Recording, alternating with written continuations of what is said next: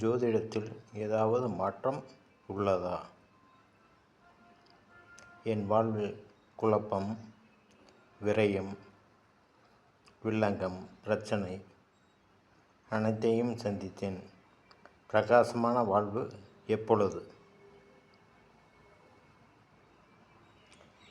உங்களுக்கு பிரகாசமான வாழ்வு வேண்டுமா? உங்கள் ஜாதகத்தில் சுக்கிரன் உச்சத்தில் இருக்கிறாரா? அந்த சுக்கிர திசை இந்த ஜாதகருக்கு நடக்கிறதா என்று பார்க்க வேண்டும். சுக்கிர திசை, சுக்கிர புத்தி நடக்கும் வேளையில் சிறு சிறு அதிர்ஷ்டங்கள் வரும். சுக்கிர புத்தி